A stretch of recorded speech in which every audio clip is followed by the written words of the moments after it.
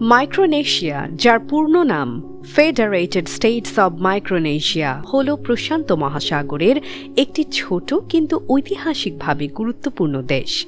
এটি ওশেনিয়া মহাদেশের অংশ এবং 4টি প্রধান রাজ্য নিয়ে গঠিত: ইয়াপ, চুক, পোনপেই ও কোস্টাই। রাজধানী পালিকির, যা পোনপেই দ্বীপে অবস্থিত। ইতিহাসের শুরুতে এখানে প্রাচীন মাইক্রোনেশীয় জনগোষ্ঠী বসবাস করত। বিশেষ করে নান মাদল নামের প্রাচীন নগরীর ধ্বংসাবশেষ আজও ঐতিহাসিক নিদর্শন হিসেবে পরিচিত। 16 শতকে ইউরোপীয় নাবিকদের আগমন ঘটে। পরে এটি স্পেন, জার্মানি ও জাপানের শাসনের অধীনে যায়। দ্বিতীয় বিশ্বযুদ্ধের পর অঞ্চলটি যুক্তরাষ্ট্রের তত্ত্বাবধানে ছিল। অবশেষে 1986 সালে স্বাধীন রাষ্ট্র হিসেবে আত্মপ্রকাশ করে এবং যুক্তরাষ্ট্রের সঙ্গে কম্প্যাক্ট অফ ফ্রি অ্যাসোসিয়েশন চুক্তির মাধ্যমে বিশেষ সম্পর্ক বজায় রাখে। রাজনৈতিকভাবে মাইক্রোনেশীয় একটি গণতান্ত্রিক প্রজাতন্ত্র।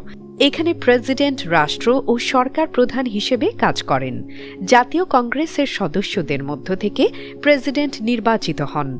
যুক্তরাষ্ট্রের সঙ্গে চুক্তির কারণে দেশটি আর্থিক সহায়তা ও নিরাপত্তা সুবিধা পায়। নাগরিক সুবিধার ক্ষেত্রে প্রাথমিক শিক্ষা ও স্বাস্থ্যসেবা রয়েছে। তবে উন্নত চিকিৎসা ও উচ্চশিক্ষার জন্য অনেকেই বিদেশে যায়। কর্মসংস্থানের সুযোগ সীমিত এবং অর্থনীতি মূলত মৎস্য, কৃষি ও বিদেশি সহায়তার উপর নির্ভরশীল। জলবায়ু পরিবর্তন ও সমুদ্রপৃষ্ঠের উচ্চতা বৃদ্ধি এখানকার জন্য বড় হুমকি। ধর্মীয় দিক থেকে অধিকাংশ মানুষ খ্রিস্টান। মুসলিম জনসংখ্যা খুবই কম এবং উল্লেখযোগ্য কোনো ঐতিহাসিক মুসলিম অবদান নেই। তবে ধর্মীয় সহাবস্থান শান্তিপূর্ণ।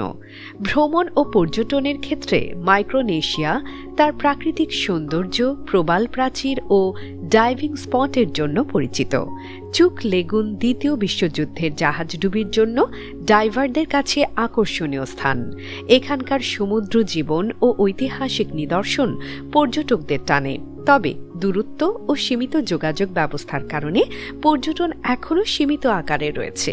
সব মিলিয়ে মাইক্রোনেশিয়া ছোট আকারের হলেও ইতিহাস, সংস্কৃতি ও আন্তর্জাতিক সম্পর্কের দিক থেকে একটি গুরুত্বপূর্ণ প্রশান্ত মহাসাগরীয় রাষ্ট্র।